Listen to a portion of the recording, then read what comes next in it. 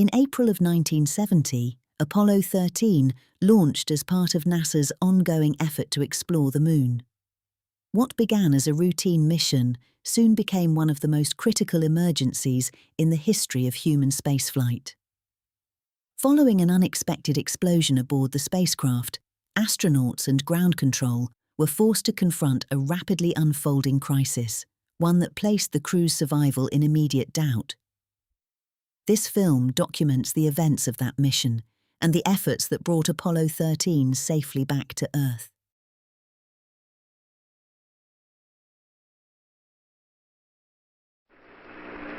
This little tape recorder has been a big benefit to us in passing some of the time away on our transit out to the Moon. And it's rather odd to see us floating like this in Odyssey while it's playing the scenes of 2001. April 13th, 1970. The mood could only be described as relaxed. Apollo 13, man's fifth lunar mission, the third scheduled to land on the Moon, continued its tranquil coast. This is the crew of Apollo 13, wishing everybody there a nice evening, and we're just about ready to close out our inspection of Aquarius and get back for a pleasant evening in Odyssey. Good night. 13, we've got one more item for you when you get a chance. We'd like it to stir up your cryo tanks. In addition, have Shaft and Trunnion for a look at the Comet Bennett if you need it. Okay, stand by. Okay, Houston, we've had a problem here. This is Houston. Say again, please.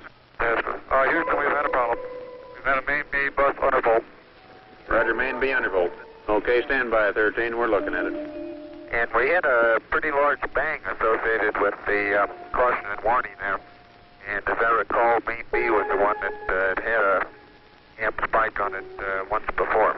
In the interim here, we're starting to go ahead and button up the tunnel again. April 11th, 1970. Launch day. The crew of Apollo 13. Jim Lovell, commander and veteran of 3 previous missions. He had orbited the Moon Christmas 1968 on Apollo 8. Fred Hayes, his first time up, lunar module pilot. Jack Swigert, command module pilot. 3 days ago, he was on the backup crew. Now he replaced Ken Mattingly. Mattingly had been dropped from the mission because he had been exposed to German measles. He would watch the launch from Houston's mission control. Auto sequence initiated, flight. Roger. Flight booster. Go. S4B pre-press complete. Roger. Flight booster. S1C pre-press complete. We're on internal power and we're go. Roger. How's it look, Econ? You got your space? Looks good, flight. Okay. MCC record us to flight speed. Ignition, flight. Roger. Roger. Clock start, flight. Roger. Thrusters go, all engines. Roger. Okay, Fido, how's it look? Looks good here, flight. Good agreement. Okay, booster, how do you look? S1C looks good, flight. Okay, Capcom, we go, you on the ground. Okay, we go at 1, Capcom. Cavalry leader, flight. Roger.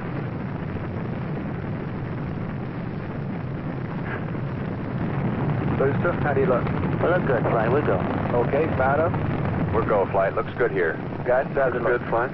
Okay, Econ, GNC. Looks good, flight. Looks good, flight. Okay, Sergeant. Looks fine. Through max fuel and we go, flight. Roger, booster. And go for staging, Capcom. Confirming board out, flight. Roger. Staging, flight. Roger. Flight Fido, trajectory confirmed, staging. Roger. Flight booster, then board out was way early. Okay. Flight confirmed, number 5 engine down. Roger. Booster, you don't see any problem with that, though, do you? Negative, not right now, flight. All the other engines are go. The next step in the routine of lunar flight was to burn out of Earth orbit toward the Moon, then pull free of the third stage and dock with the lunar module Aquarius. At the controls of the command module Odyssey, Jack Swigert. We're hard docked, Houston. Roger, understand hard dock. Good deal. They pulled Aquarius away from the Saturn third stage, the S4B. Okay, I can see the S4B now at the hatch windows. Odyssey and Aquarius moved away from Earth toward the moon.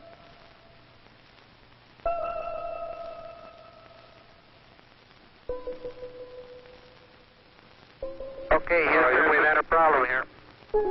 Flight guidance. Go guidance. We've had a hardware restart. I don't know what it was. Okay. Houston, we've had a problem. We've had a main B bus undervolt. You see an AC bus undervolt there, guidance? Or ECOM? Negative, flight. I believe the crew reported it. We got a main B undervolt. We may have had an instrumentation problem, flight. Roger. And we had a pretty large bang associated with the caution and warning there. The sensation I had, that I had felt a vibration accompanying the bang, not a large vibration or shudder. Is there any kind of leads we can give them? Are we looking at instrumentation, or we got a real problem, or what? We're reading 0 N2 pressure in fuel cell 1 and 13 psi on fuel cell 3 O2 pressure. Okay, Barrett, what do you want to do? Open circuit fuel cell 1 and 3? That's firm flight. Shut down the reactance valve, and I asked for a reconfirmation, since when you do that, it's sort of irreversible. If you shut one of these things down, they only can be restarted from ground support equipment. Yeah, that's because of AC. And it looks to me, looking out the hatch, that we are venting something. We are venting something out into space. Okay, let's everybody think of the kind of things we'd be venting. GNC, you got anything that looks abnormal in your system? Negative, flight.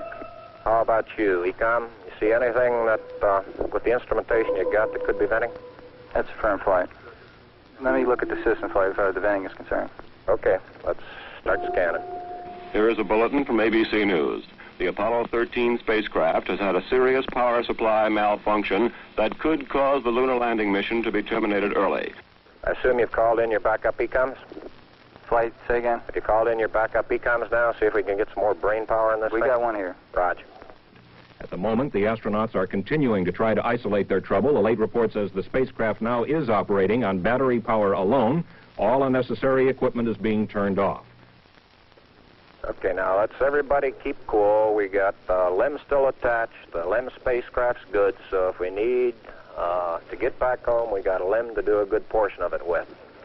Okay, let's make sure that we don't do anything that's going to blow our CSM electrical power with the batteries, or that will cause us to lose the main or the fuel cell number 2. Okay, we want to keep the O2 and that kind of stuff working. We'd like to have RCS, but we got the command module system, so we're in good shape if we need to get home. Let's solve the problem, but let's not make it any worse by guessing. My concern was increasing all the time. It went from, I wonder what this is going to do to the landing, to I wonder if we can get back home again. Okay, I'm coming back to you. Flight. Go ahead. I think the best thing we can do right now is start a power down. Right about then, it was quite apparent to me that it was just a question of time that the command module was going to be dead. You don't want to get fuel cell pumps off, do you? We can do that on fuel cell number 1 flight. Okay, well, let's make sure we don't blow the whole mission.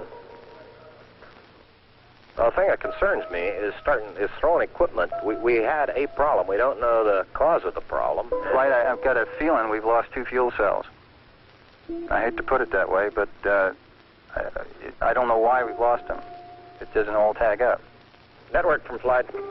Flight network. Bring me up another computer in the RTCC, will you? We got one machine on the RTCC, and we got dual CPs downstairs. Okay, I want another machine up in the RTCC, and I want a bunch of guys capable of running D-logs down there. Roger that. What all this means is only speculation at this point. First, though there has been some tumbling or rotation of the spacecraft, the astronauts do not appear to be in any immediate danger. I'll tell you what, GNC, can you get somebody in the back room to try to figure out what the equivalent delta V is we're getting, so that we can see if we can backtrack to see if we can figure out what's venting? Roger, we'll give it a try, Flight. Okay? When I looked up and saw both oxygen pressures, one absolutely 0 and the other one going down, it dawned on me, and I'm sure Jack and Fred about the same time, that we were indeed in serious trouble. the only way to survive the situation was to transfer to the LEM. Flight Econ. Go ahead, Econ. The pressure in O2 tank 1 is all the way down to 297. We better think about getting in the LEM or using the LEM systems. I'd say this is as serious a situation as we have ever had in manned spaceflight. We've always called the LEM a good lifeboat under those circumstances. If at any time in the mission, however, the LEM had separated and we had gotten ourselves into a rendezvous situation or the command module being around the moon, then what you state is absolutely true. It would be a fatal situation. Tell me you from flight. Go ahead, flight. I want you to get some guys figuring out minimum power in the LEM to sustain life. The accident had occurred 200,000 miles from Earth. Lovell, Swigert, and Hayes rode in the lunar module attached to a lifeless command module. Apollo 13 had started as a mission of scientific exploration. It was now a matter of survival. Since the command module was dead, except for the oxygen and power hoarded for re-entry, the guidance platform of Aquarius, designed to land on and take off from the moon, would have to be used. The first milestone, and I consider this after the accident, I guess, more or less the survival now. The first milestone was to get alignment on the LEM platform. Alignments are important, you know, because without knowing exactly which way the attitude of a spacecraft is in space, there's no way to tell how to burn or how to use the engines of that spacecraft to get the proper trajectory to come home. The position we are now on the Earth-Moon plane, we have to go around the moon to get back if we're going to use the DIPS engine. You would have had enough capability with the SPS engine, but of course we don't dare use that now. So we have to go up to the backside of the moon and come back. To get into the correct orbit around the moon, the crew had burned out of a trajectory that would automatically bring them back to Earth. They would have to get back onto a safe course toward Earth. He needs to put his throttle to min also, flight. Throttle to min? Yes, he's at 29% now, roughly. This maneuver, again, was completed on time, and because it was a manual burn, we had a three-man operation. Jack would take care of the time. He'd tell us when to light off the engine, when to stop it. Fred handled pitch maneuver, I handled the roll maneuver, and I pushed the buttons to start and stop the engines. Aquarius, and you go for the burn.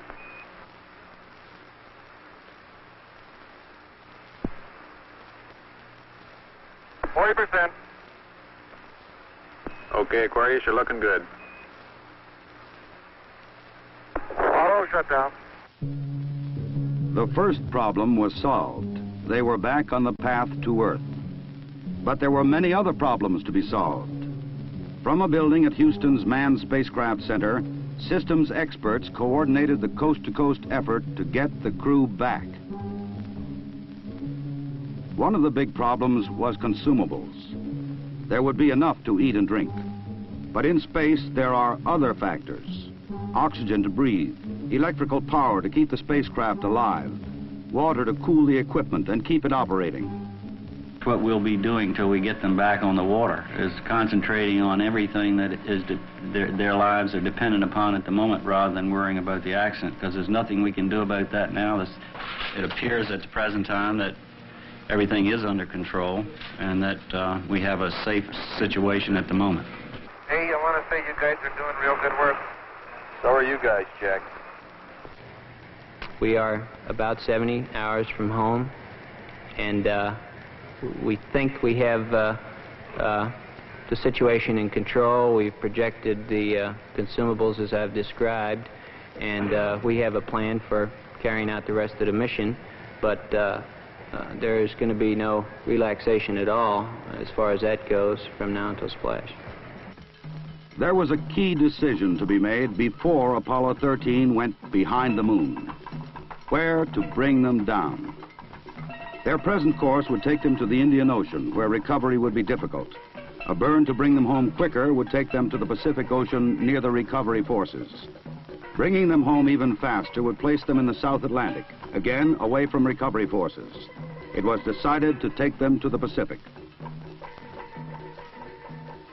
We've run these simulators, both here and at the Cape and at the contractors, that continuously, ever since last night, we've tried to simulate virtually everything that we've had the crew to do that is non-normal that they've done. And we've proven most everything that we've been able to run on the simulator prior to passing it up to them. There may be some details we haven't done, but at least we've checked the feasibility of everything we've done, and we'll continue to do that. They passed 137 miles from the moon. For Lovell, it was the second time that he had seen the moon so near. But there was no time for contemplation. There was another critical burn coming. Okay, look, let's get the cameras squared away. Let's get all set to burn. We have one chance, Val. And in Houston, the newsmen poured in to tell an anxious world the story.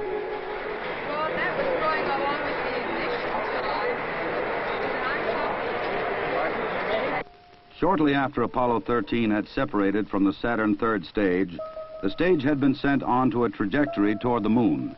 Its impact would be recorded by the seismometer left by Apollo 12. By the way, Aquarius, we see the results now from 12's seismometer. Looks like your booster just hit the moon and it's rocking it a little bit. Over. Well, at least something worked on this flight. I'm sure glad we didn't have a limb impact, too. Jim, you go for the burn. Go for the burn. Roger, understand. Go for the burn. Guidance okay? We're good, flight. Control okay? We're okay, flight. Tell me we're go, flight.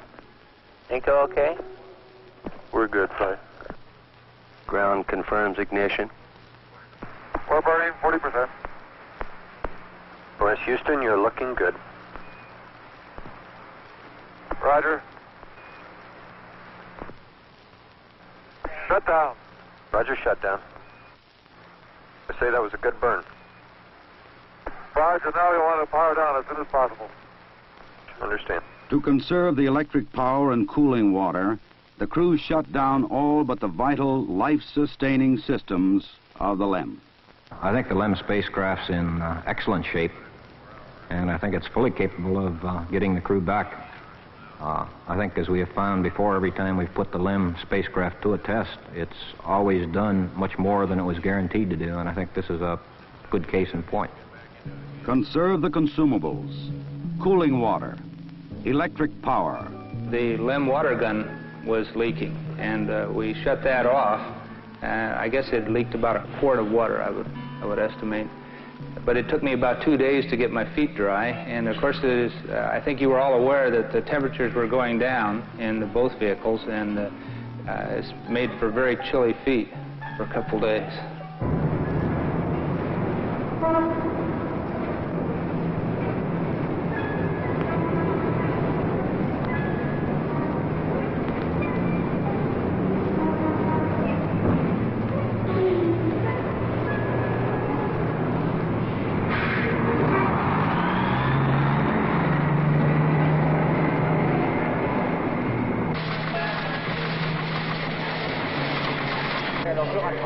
Ok, au revoir.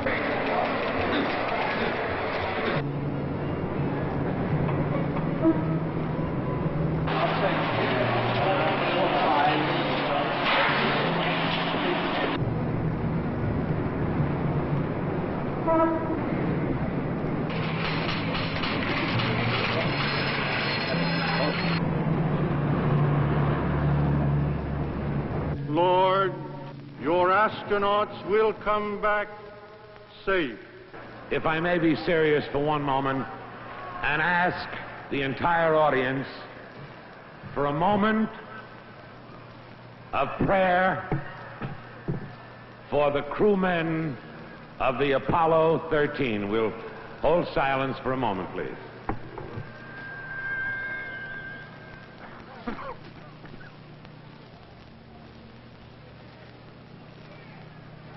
RCS-A stands at 62% and B at 62%. I see we've gone a hell of a long time without any sleep. We're going to have to start thinking about getting people back to sleep again because I didn't get hardly any sleep last night at all. Command module just slowly kept going down in temperature until I think just prior to reentry, it was down to about 38 degrees. And along with that, it was a sort of a chilling coldness. The walls were perspiring, the windows were completely wet, and it wasn't too healthy. I recall that we went in there to get some hot dogs one day, and it was like reaching into the freezer for the food.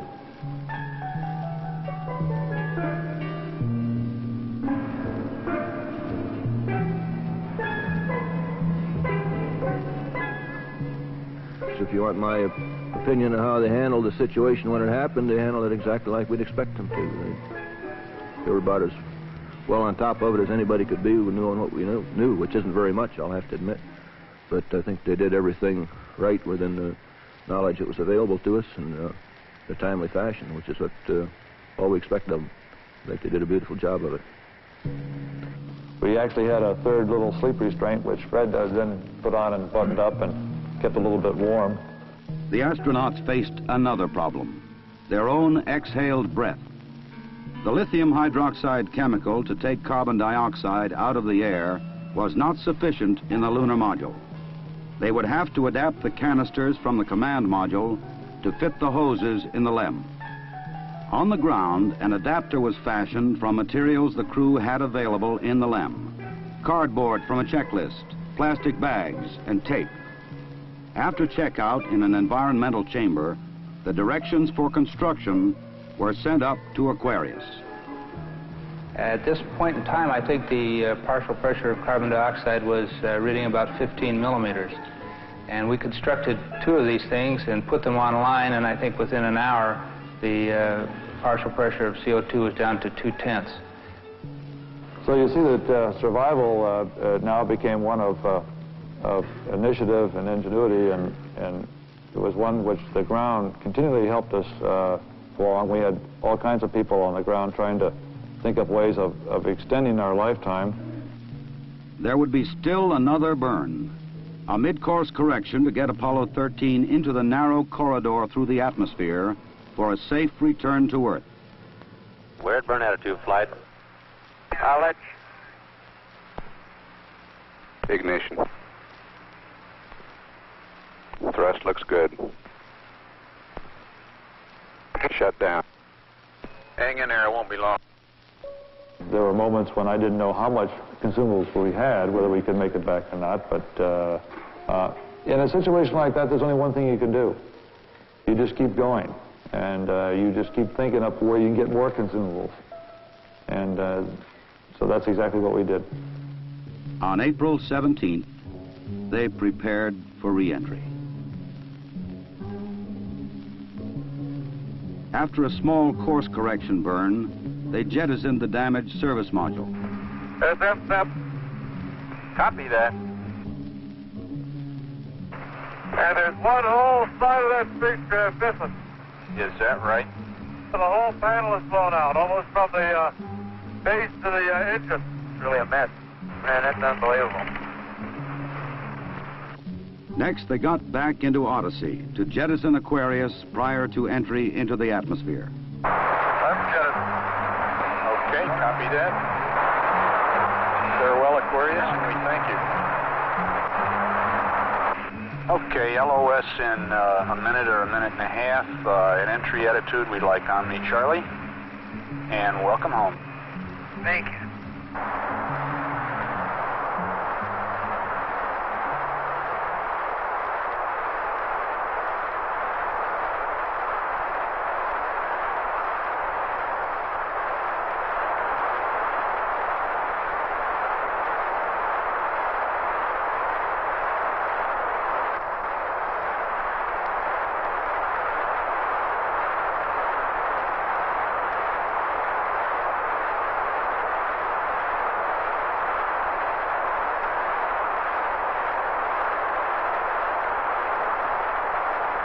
Odyssey Houston standing by, over.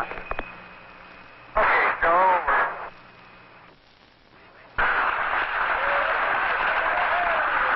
Odyssey Houston, we show you on the mains. It really looks great.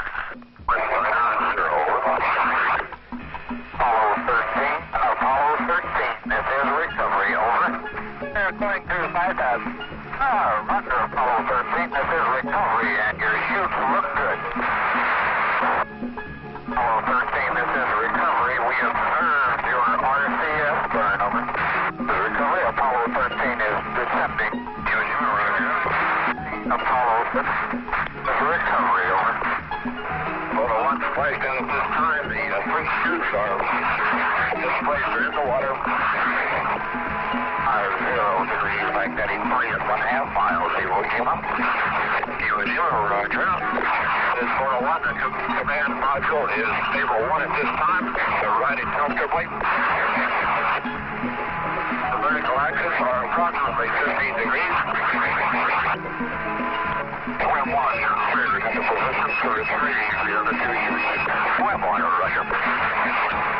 Okay, swim 2, you win line 270.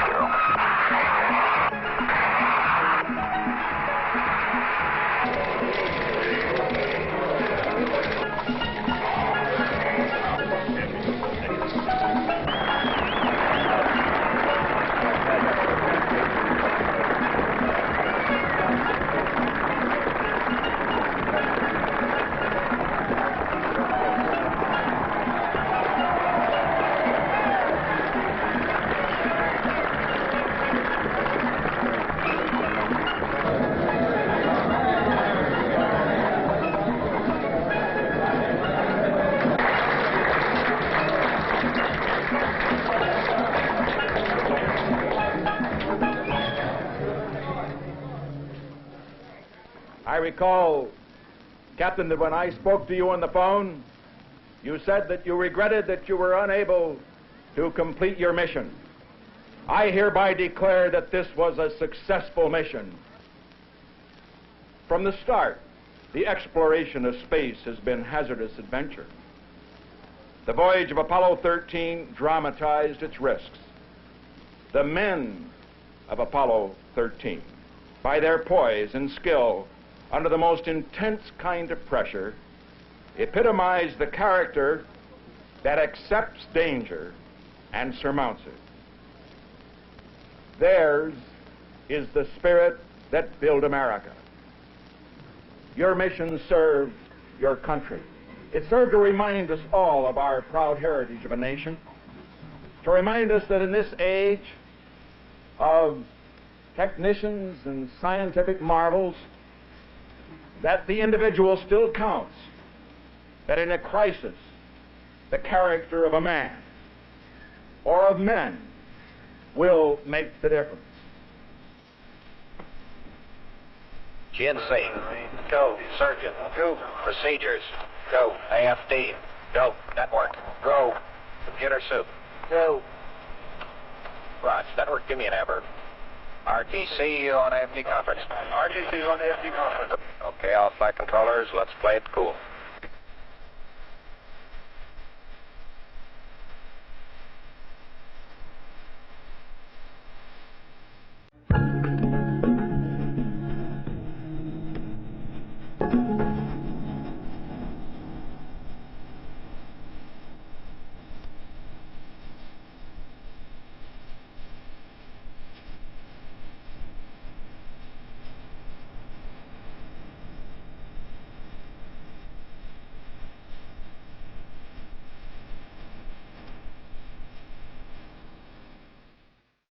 The Apollo 13 mission stands as a defining moment in the history of space exploration. Faced with conditions never fully anticipated, both crew and ground personnel relied on training, ingenuity, and cooperation to overcome a life-threatening situation. Today, the mission remains a lasting example of how complex systems and the people who operate them can respond under extraordinary pressure.